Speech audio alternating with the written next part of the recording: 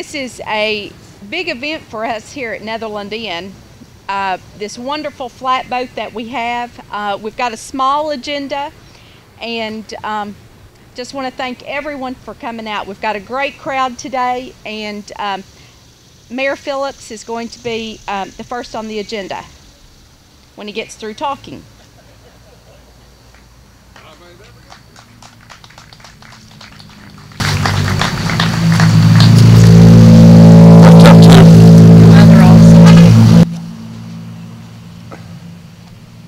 A lot of you have been commenting on my shirt. This is not a shirt. I came as a blimp today. When this is over, I'll just float away. It's been a long time since we stood here and there was no concrete or no wood. And tell you the truth, there was times that we wondered if this boat was ever going to be built. And I'm going to tell you that Diane Ramsey came to my office one day, who is Mr. Taft's daughter, and she said, "This is drug out long enough, we're going to build this boat." And I said, "Oh yeah, I know." In about 2 weeks, I believe it was finished.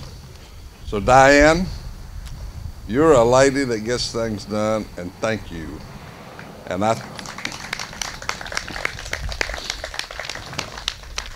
And we'll be talking about your dad here in a minute, but one of my best friends. But let me just say thanks to y'all for coming out. And this is certainly one of the highlights of the Netherland Inn, of having this boat built. I had the privilege of going up to Saltville, Virginia about 3 or 4 months ago, and we went around and saw the salt vats. And if you ever had the opportunity, go up to Saltville and you'll see a history of these boats, and it really is educational. And I have never met friendlier people in my life either, so they love to come up, for you to come up and tell you about the flatboats and the old kettles, and just see for yourself.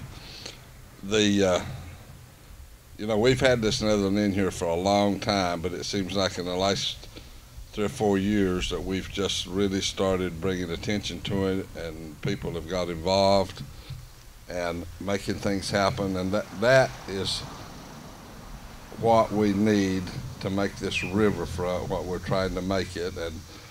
And it starts with the little things, and I don't know how many of us will still be around, but 25 years from now, you will not be able to recognize the riverfront in Kingsport, Tennessee, and it all starts with things like this right here.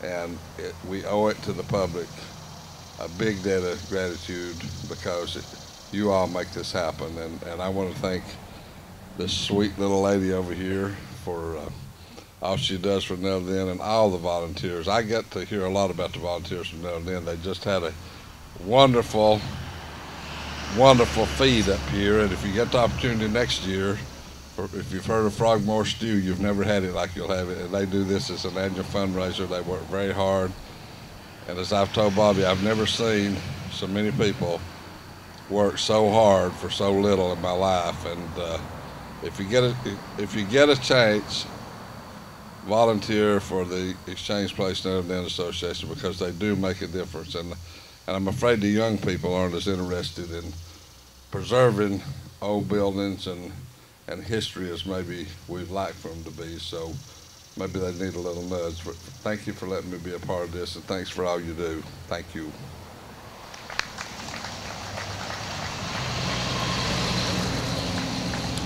Next on the agenda is the master flatboat builder himself, John Cooper. He is such an interesting fella. I'm just going to tell you. Y'all can't keep him forever, though. Thank you. Well, I tell you what, I'm humbled to be here today. So many people interested in the boat, and I'm never amazed at the interest in history, but you have a group of people here. I get a chance to go to various different places, Memphis and New Orleans, and see and try to do something for those folks. And you have, I'll tell you what, you have more interest in history here than they do in New Orleans, I can tell you that. You've done a wonderful thing with the Netherland Inn. The only thing I want to say is that I appreciated the opportunity. I thank Diane for calling me and Bill for providing the boat. It's just great. They're wonderful to work with, and I've enjoyed it very much. Everybody around here has been so friendly. And I could have got some help from people walking up and down this aisle every now and then. They'd volunteer and I wouldn't be ready for them. But there were a couple of people that came and helped.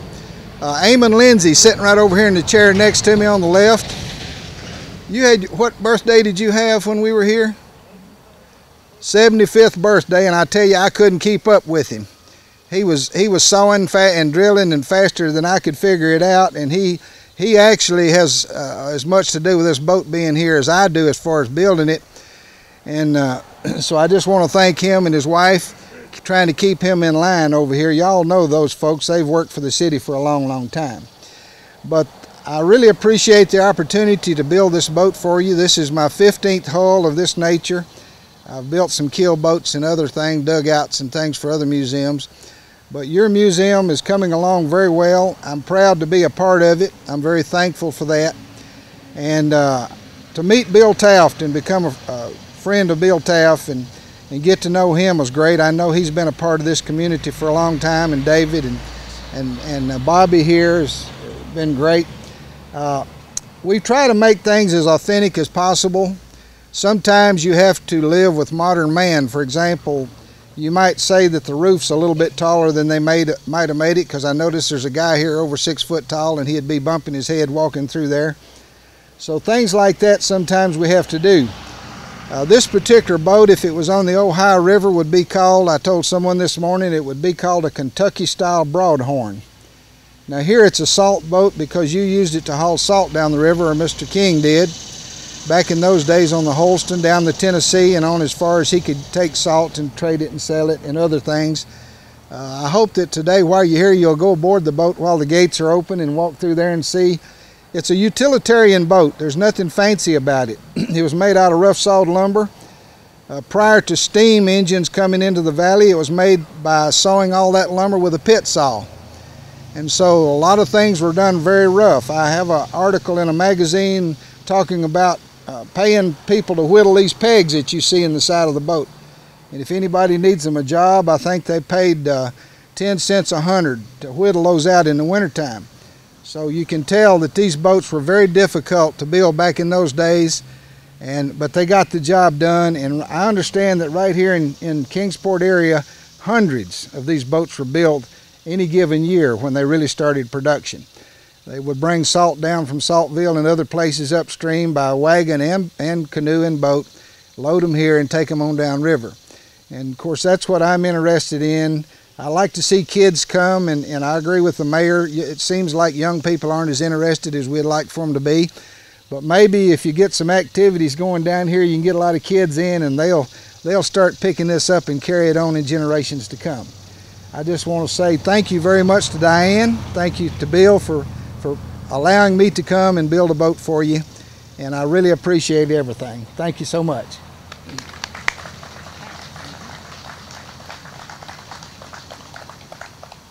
Next on the agenda is Steve Johnson. He's the town manager from Saltville, Virginia. It's going to just give you a little bit how we're trying to tie our history in with the salt and the flatboats. Steve? Thank you.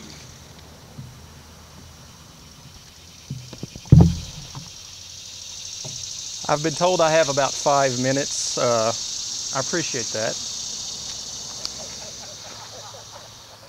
I was originally supposed to come down here. We're in talks to one of the actually authentic salt kettles. We're going to let sit on this side here. Mr. Oakes originally got in touch with me and called me last Thursday and said, "Oh, by the way, we need you to speak."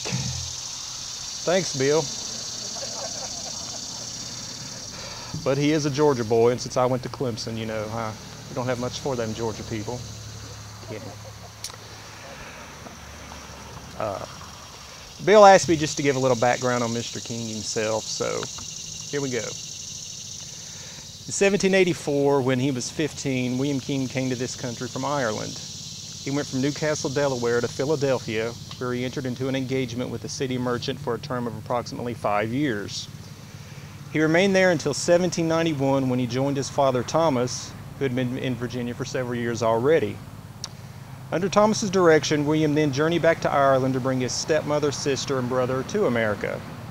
While there, he received an inheritance from his grandmother, Elizabeth Davis. This inheritance allowed William to establish stores along his lines of travel from Baltimore all the way to Nashville. Meanwhile, back in the salt works, which was Saltville's name until the late 1800s, various entrepreneurs were already there, actively involved in the salt industry. One of these in particular, Francis Preston, acquired a large enough fortune to enable him to build a sizable home in Abingdon. Y'all know that today as the Martha Washington Inn. Preston's particular well was an open shaft of between 8 and 10 feet in diameter and about 8 feet deep. It was cribbed or lined with hewn logs to help prevent the walls from collapsing. The water in the wells rose to within 20 to 30 feet of the surface.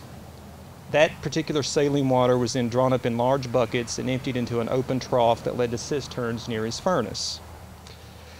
Now, in his travels, William King had passed through the salt works and saw the financial opportunity that existed there via the salt industry. So on October the 8th, 1795, he purchased a 150-acre tract of land and in time sunk a shaft and cribbed the sides like Francis Preston had done. His workers arrived from work one morning and found that the bottom of the well had fallen out during the night and the salt brine had risen almost all the way to the top. Subsequently, William surmised that boiling this briny water could cause it to evaporate, leaving the salt intact. Therefore, he began construction on a massive furnace whose fires would boil the liquid in large kettles, leaving its valuable commodity in place. This operation could produce 50 pounds of salt from 32 gallons of brine. The brine was so pure that 1 gallon weighed 9 pounds. King was producing salt at a rate of 200 bushels a day. Now, the salt works, nay Saltville, is situated in a basin surrounded by hills and mountains. King needed a more efficient way to ship his salt than by horse or oxen over our mountainous roads. Luckily for him, the North Fork of the Holston River flowed through and still does this basin, so he had an outlet center actually on site. The salt was unloaded from rafts onto flatboats to be sent down the river. Okay, King soon realized he would need a boatyard that would house as many flatboats as possible from which to ship his salt, since there wasn't quite enough room at the salt works site. Therefore, in 1802, King purchased a landing here, of course, and it is here where the Netherland Inn and we currently stand. He also realized this site had a tremendous geographical advantage. Through a series of interconnecting rivers, of course the Holston, the Tennessee, to the Ohio, to the Mississippi, he could get his project, to the open ocean, which of course would open up endless financial opportunities in foreign countries. I guess the final thing I'd like to say, kind of some differences of opinion of how Kingsport actually got its name. Now, doing my research, I got on the city's own website, and it says there that, it was named after Colonel James King, who owned King's Mill Station at the mouth of Reedy Creek, and he used the Holston River to ship his commodities. His success gave the city its name of King's, King''S, Port. Of course, later made Kingsport. Colonel King is also credited for building the first iron furnace in the state of Tennessee. Now, again, in my research, I found some historians are inclined to think Kingsport was named for our William King. Chancellor John Allison, in an historic sketch of the town, said, quote, "The change of name from boatyard to King's, King''S, Port, was in honor of the heavy shipments from there by Mr. King, who owned and operated the salt works over in Virginia," close quote. The Mr. King referred to here, of course, was William. It's possible his business at the landing may have combined with those of Colonel King to give King's, King''S, plural, Port, its name. Now, my completely unbiased opinion, that's the version I choose to believe. But we actually, I brought Janice Orr with me today. She's at if you've been to Saltville, she works at the Museum of Middle Appalachians. United Salt Corporation, located in Saltville over a year ago, mining the salt. They're the second largest salt mining company in the United States. And we actually gave them some salt, which we broke the other day. What else is interesting? don't know, last summer we built a wake for one salt well. This is how we chlorinate it. We save about $20,000 in chemicals each year. We just basically pour the salt in the water, mix it through a couple of generators, separates the sodium from the chloride. That's how we chlorinate the salt. So we would like to present this honorary bag of salt to Mayor Phillips, Mr. Oaks. Stop hiding. I know you're back there somewhere. You look like a tech man and then one's in the room. This is my yard. You're a hurricane.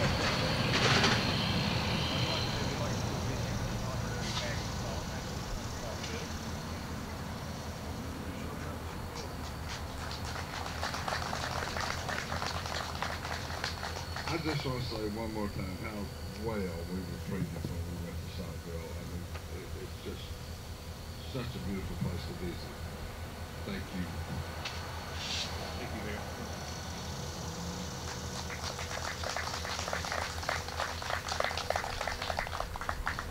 We at Netherland Inn have just been very blessed this year. We've received this wonderful flatboat, and our bank barn has been finished, and it is open now. If anybody, after the ribbon cutting, if you would like to just go up and walk through it, there's nothing in it, but you can see what a wonderful facility it is. The next thing on the agenda is just going to be the ribbon cutting, and Bill Taft, Mayor Phillips, David Oaks, John Cooper, Eamon Lindsay, and myself, and we're going to cut the ribbon for the boat, and then we'll be done. Come on.